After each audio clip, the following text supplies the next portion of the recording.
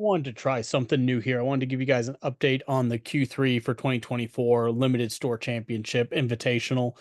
So we've been doing this for this is our fourth one right now, but I wanted to give you guys, for those who don't know, update on what the format is, how everyone earned a spot, what they're playing for, and what to expect for events coming forward. So let's dive right in.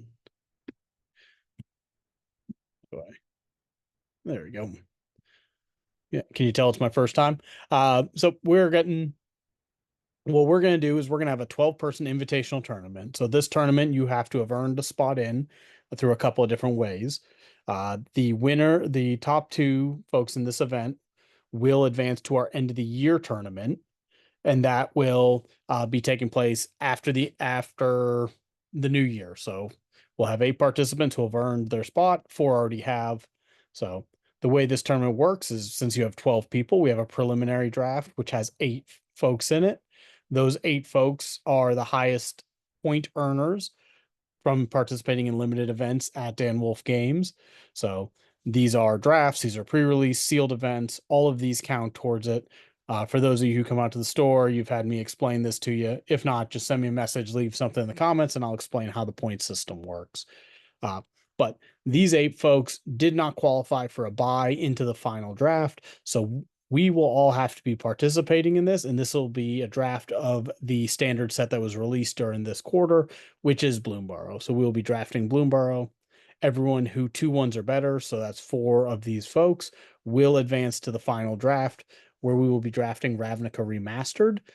We would have done Modern Horizons 3, but that draft format was so warped by the Eldrazi deck in that format and the Energy deck, but mainly the Eldrazi deck, that we opted to go for Ravnica Remaster, which was released in 2024.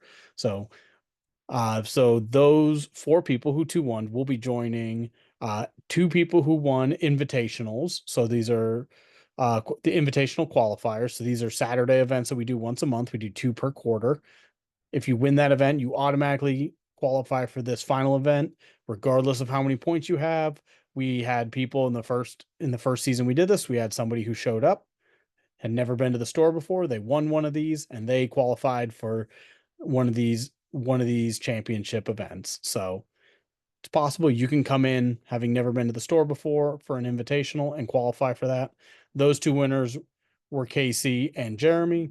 And then it's the 2 highest point earners on the season who have not won an invitational. So Matthew and Brad were the 2 qualifiers there. So those 4 will be joined from 4 people from the preliminary draft. So 4 of these people will finish 1, 2, or worse, and they will be eliminated. 4 will be 2-1 or better. They'll hop over and join these 4. We'll then do a Ravnica Remastered draft, and the top 2 people from this event will qualify for the end of the year event. So that annual store championship, we are going to be drafting all 4 sets. All matches will be best of 5, where you will have to play for your first 4 matches.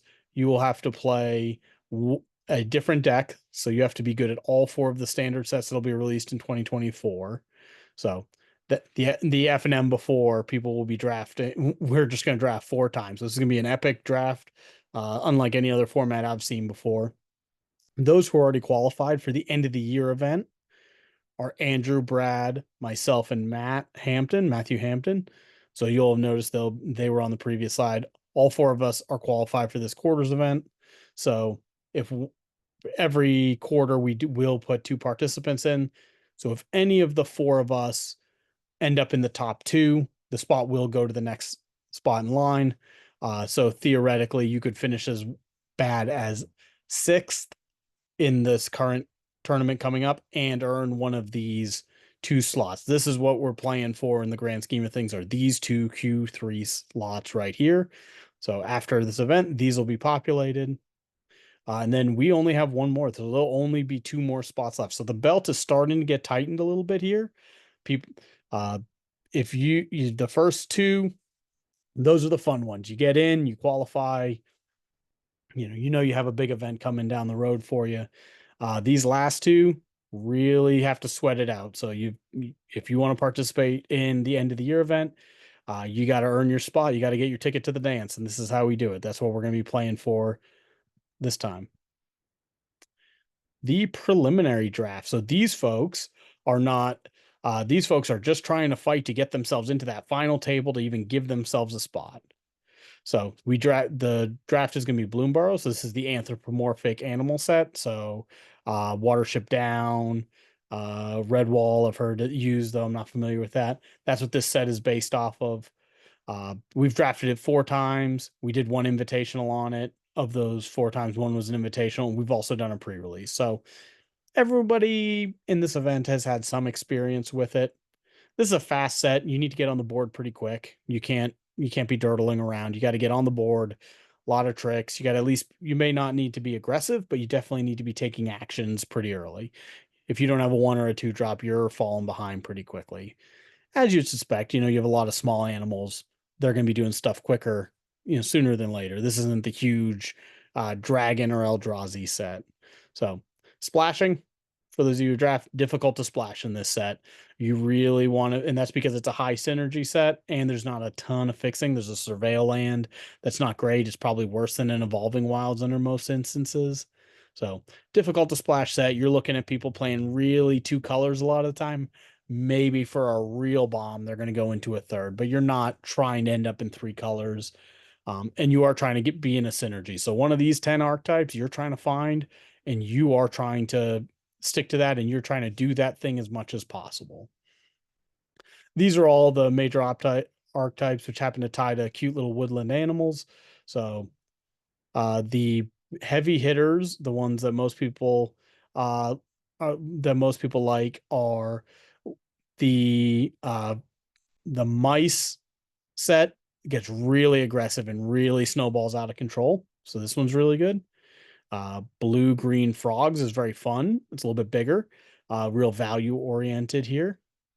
Green is probably the best colors. So once you get into green black squirrels and green white tokens, these are all really good decks. So bats I've seen really powerful decks with. The decks that are a little bit tougher are otters. Red's probably the weakest color, so otters and red and blue are the weakest colors. So otters are probably the toughest one, but you can end up with a strong deck here. So here they are, the other archetypes. Birds is also pretty weak. Flyers helping non-flyers a little clunky. Easily could win and qualify. Again, you only need to go 2-1 in this event. There's no advantage to going 3-0. You get your 2 wins, you're moving on. So you want to find a lane, you want to find one of these, and that can get you 2 wins, get you to the next draft. Just stay alive. You can't help yourself beyond that. So so this is the quick rundown of all of these. I don't think this is a set where you want to try to force people out of your way, where you just want to pick the best archetype and try to defend it as much as possible. That was how Modern Horizons 3 was. Lord of the Rings was that way. Thunder Junction with the Abzan colors is that way a little bit. This set is more along the lines of, can you find an open lane? Are you lucky to get, the uncommons in your color, the rares in your color, get past those? And then can you just be tight gameplay wise? So this is the preliminary draft. This is the stage that sets. We'll go over everybody who's in it here in a second. The final draft. So Ravnica Remastered. We've drafted it maybe once or twice. I couldn't remember if we had drafted it a second time. We drafted at least once. It's slower. For those of you who don't know, these are all cards that are set on Ravnica. So these are going to be the first time we went to Ravnica. So what was that? So that was Ravnica's City of Guilds. It was Guild Pack and Dissension. And then when we came back to Return to Ravnica, Dragon's Maze and Gate Crash. And then we went back another time for I'm forgetting now already. Guilds of Ravnica and Ravnica Allegiance and War of the Spark. So those are the 9 sets that are primarily being pulled from. So this is not a Horizon set where they're making brand new cards, and some of these sets are really old where the rates of creatures are much worse. So this is a So if you were to play this much slower format, you can dirtle a little bit more.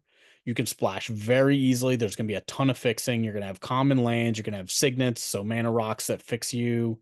And you can actually play these mana rocks because you're not just going to get run over as off as you would even by, in modern draft, modern limited, even slow decks can curve out on you.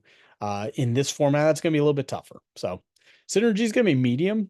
And by synergy, you're probably you might end up in a strict 2-color deck, but you're also probably going to end up in a 3-color wedge or shard where the mechanics all overlap. For those of you who don't know, Zorius is generally a tempo control deck, whereas in standard and constructed, it's normally a heavy control deck. This one's more tempo, so get something on the board, try to get stuff out of the way, and get your attacks in. Blue black's going to be grindy. This is going to probably be a tough limited archetype from my experience with it. Tough to actually kill people with just a blue black deck, but maybe it'll pair up with something better. Black red here, really aggressive in this format. So all three of every time we've been to Rakdos, it's been super aggro, super attack. Once you start blocking, you're losing the game. Rule, stompy, mid range, big guys, get bigger. Riot. So Riot gives your creatures haste. This really does put a little interesting wrinkle on the format. You just have a high percentage of creatures, much higher than you normally would, that could have haste. So leaving blockers back a little bit more important in this format. What does end up in the problems with the Ravnica sets is what's been sometimes referred to as the Naya problem by drafters. So if you ever have two guilds that have green, white, or red combined, you end up there. They tend to go together very well. So you'll see Selesny's tokens and go wide. You see how tokens in mid-range Stompy could go well. That's pretty aligned. And then if you go to white, red, Boros aggro, this is about attacking. So all three of these are creatures on the board attacking. So be on the lookout for anyone being in the Naya colors here. They're going to be getting after it, especially in a slow format. They're going to have haste. They could have haste out of nowhere. Not white black. This is a slow bleed deck. All of these mechanics are gonna slowly get you a little bit of value. Extort pings for one. Afterlife gives you 1/1 flyers. Haunt is super weird, but gets you a little bit of value. There's a bunch of spells matter. Replicate, overload, jumpstart. So this can help with control. If you end up in a Jeskai control with Azorius, if you end up in a Grixis control with Dimir. So maybe you're surveilling things away and throwing your jumpstart cards, which is a graveyard thing, a graveyard format, green black. So maybe you're ending up in a Sultai where you have Golgari and Dimir, where you're getting your graveyard matters, you're dredging, you're throwing your scavenge guys in the graveyards. You could have black scavenge guys who are in this Dimir deck as well. So you see these synergies are much more cross-pollinated than you were seeing in Bloomburrow. Boros, this is the fast. This and Rakdos is the fastest. So if you're in a Mardu, you're in an attack. You're in an attack deck. Then Simic +1/+1 counters. Adapt, evolve, graft. All these mechanics evolve +1 counters. Also, what ends up difficult is also these Gruul. The Riot and Bloodthirst are also +1/+1 counter. So you're overlapping in green there. So you're in Teamer. The Bloodthirst or Unleash is a +1/+1 counter mechanic. And then Scavenge puts +1/+1 counters around. So you start to see that you're starting to look around. Where are my synergies? Also, the bombs in this, you're really going to want to build around your bombs. You get something good, that's how you build this. These are the two formats we're drafting. So this is what we're playing for. Just give you a lay of the land of how this goes in case you haven't drafted a ton, what that looks like. I'm going to go into all the participants here. So I'm going to start with the preliminary draft participants. So we have Andrew Quinn. Everyone up here, they're qualified for the yearly championship. So Andrew here cannot earn a second spot because then we wouldn't have 8 people at the end of the year. So this is the wild card here. In Ravnica, so in both sets, there are expensive cards that are maybe not necessarily great to draft. For instance, Ravnica Remastered has all the shock lands, which are all they're all expensive cards. They're used in older formats. So, but they're not good in draft. They're just 2-color lands. not much better than the common guild gates if they're better at all for you in those formats. So people like Andrew, you can see Andrew had 42 points, which is good showing, especially since he was only able to make 6 events. So Andrew has a very high win percentage. This is his fourth championship. Andrew knows the drill. He knows how this format works. 2024 Q1 point leader. So he's been the king of the hill for a season. He knows how to run this. He's fourth all time in points, won 2 invitational, so he's used to these higher stakes, more established formats than when we get with an F&M. And then a 73% win. If your win percentage starts getting up near 70%, you're kind of at the top. You're at the one of the top tier players here. You've had a pretty good run. So as you can see, Andrew is one of the rare people just doesn't have a lower than 50% win percentage versus anyone in the field here. So even though he's going to have to go through and win that preliminary draft, solid player has is gonna have he's gonna be a tough out for anyone who draws him. So the wild card is he's already qualified. He already has that championship slot. Is he gonna be disciplined to take the best picks? Is he gonna rare draft from time to time? Is he gonna try to do something fun in one of these wacky formats? Something to determine. Colby, vastly overrated. So definitely the most overrated player at the shop here. Uh, so this is my fourth quarterly championship. The 2023 season, I was the points leader there. So also, similar resume to Andrew there, sixth in points all time. So I've won one invitational myself. Uh, so and then and then I'm just hovering over 53. So I've had clunkers, right? So I've been prone to have fun in drafts, try to do wacky things. Uh, and my win percentage just not been as solid as other people's. So definitely been beaten by other people, but I've spiked my own events here. So like I like my chances. I'm also qualified, so gotta ask myself, am I willing to pass money cards to try to earn my slot and earn my ticket into that next draft? Uh, had some tough matchups in the past. A lot of these folks we've played a bunch of times. Casey's gotten the best of me. Said I don't this 7-3 versus Matthew. I don't think that's representative. If we played 100 times, I don't think I'd beat him 70. It'd be lower than that. So a little bit of even this being the largest sample size, Matthew and I are the most common pairing. I don't know that that's necessarily a fair representation there. I've never faced Cooper myself, never beaten Austin or Andrew. So those are going to be tough matchups here. Be interesting for me. All right. Cooper. Cooper is the first person who does not have his ticket punched for the end of the year event. So Cooper played a little bit in the previous season, maybe an event or two, but really came on this season. He ended up playing, and he has the highest win percentage in the field. Right, he has the lowest career matches, tied for the lowest with his dad in career matches, but he has the highest win percentage. So he's been a tough out. I said 70 was kind of that my mark for me, where you're at the top tier.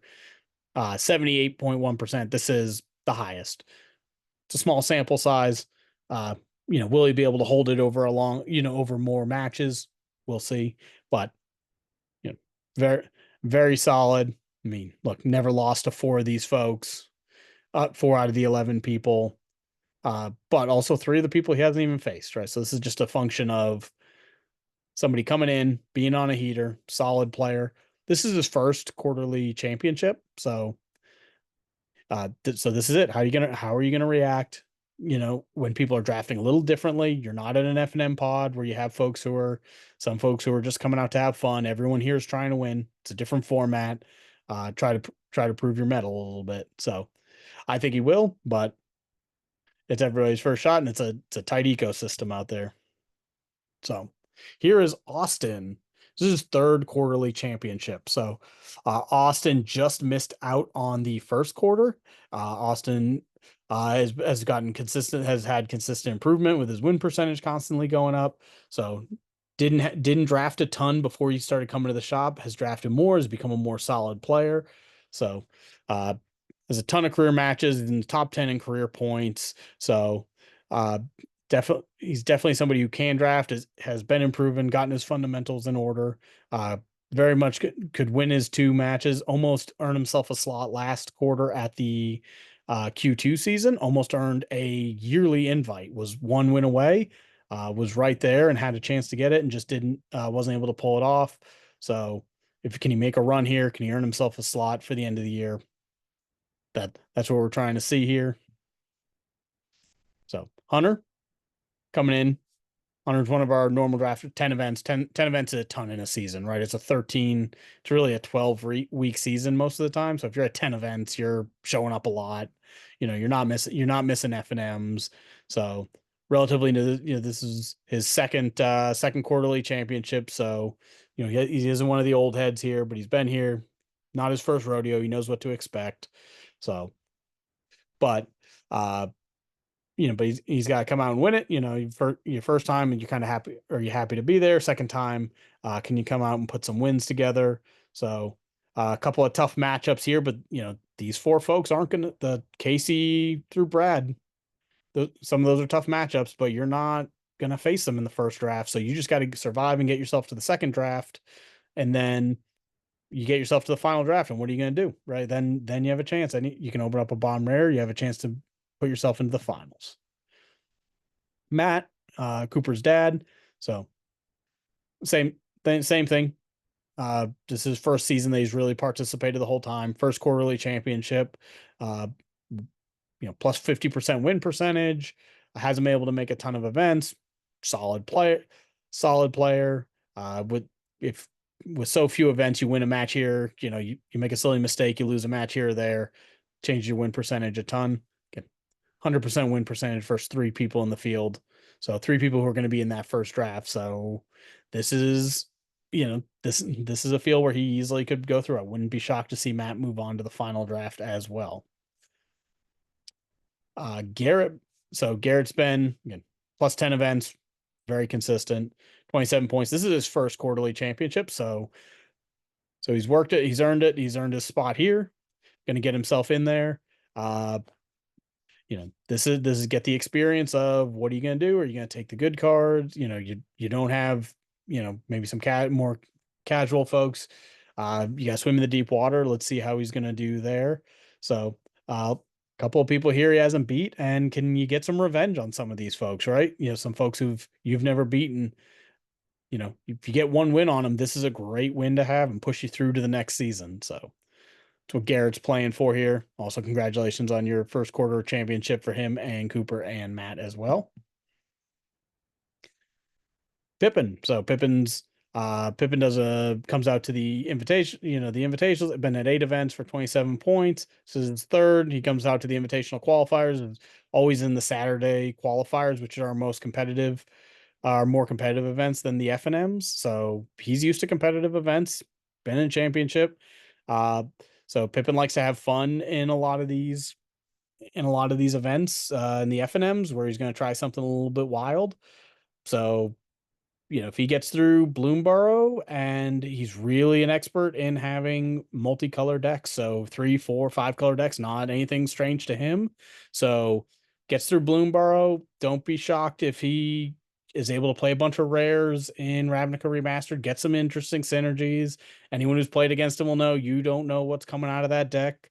And so when he plays, it's not out of the realm that he could get his 2 wins here, get himself to Ravnica Remastered and get himself an end of the year slot there and crush a bunch of dreams. So Pippin's going to round out our field of 8 for the preliminary draft. Of these 8 people, only 4 of them are going to the next round. So going to this next draft. Solid field.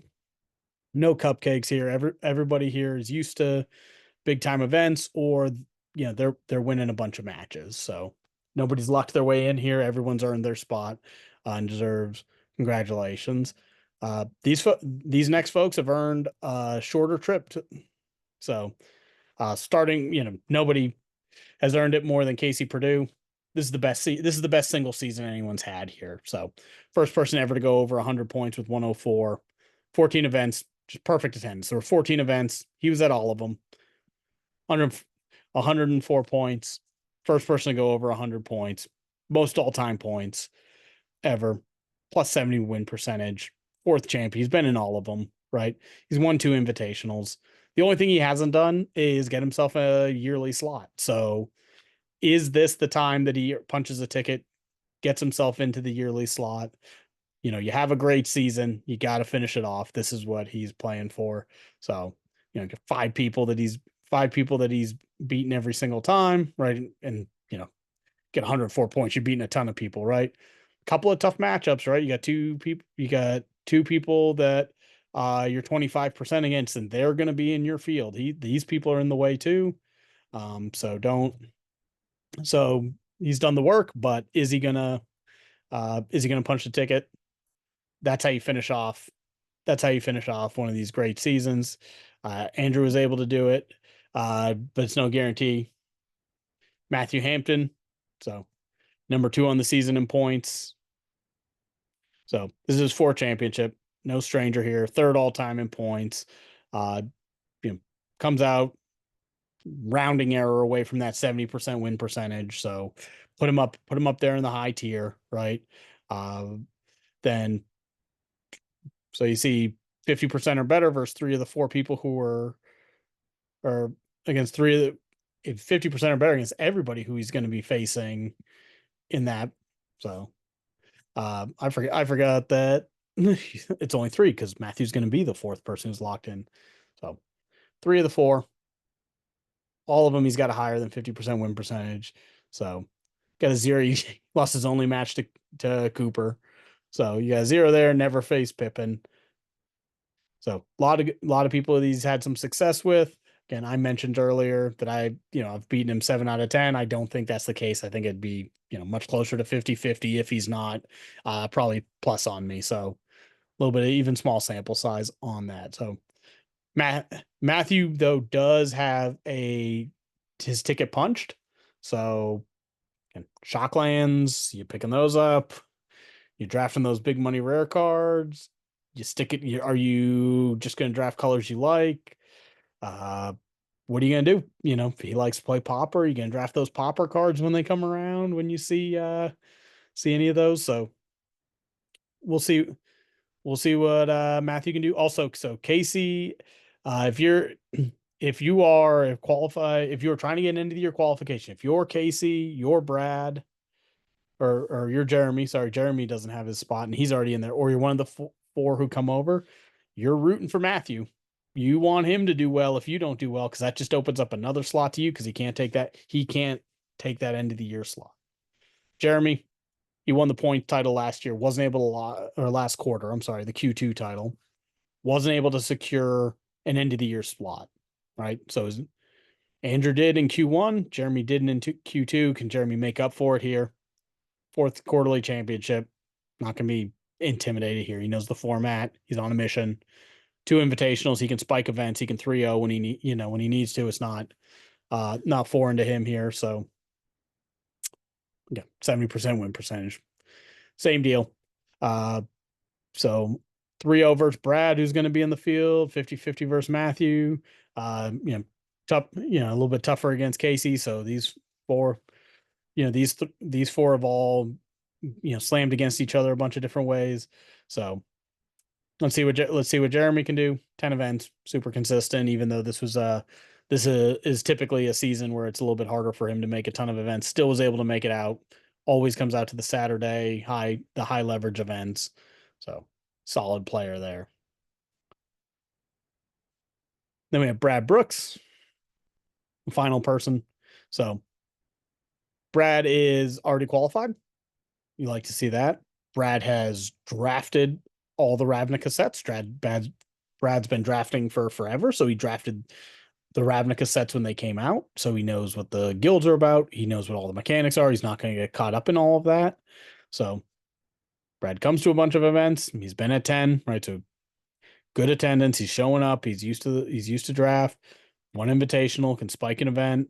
62.5%, and also in casual and F&M, Brad lets people choose to go first or second. So if he was taking his normal 50-50 chance there, this 62.5 is going to be higher. So he's probably closer to that 70% kind of top tier that that I would put as that bar there. So again, tough matchup versus Jeremy thus far. A little bit tough. I mean, these three matches, right? What are you gonna do? But 75% against Casey, who's been a juggernaut. So, you know, some good matchups down below for people who might feed through for him. So yeah. But he's already got his ticket punch, so he's playing for glory. He's trying to play for those promos like the four other of us are. And if you're not one of those four people, you're rooting for Brad as well. So th- those are the 12 people. They're gonna be running the event. Look forward to having everyone out there. Hope for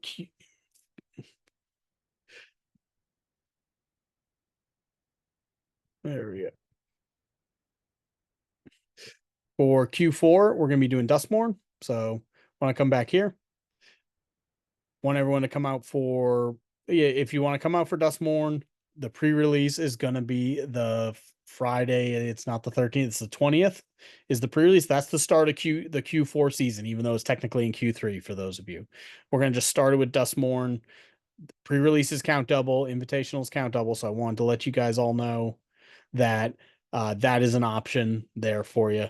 So please come on out, try to get yourself in on Q4, start competing. So look look forward to having everyone out there. So, and I'll do another one of these updates then.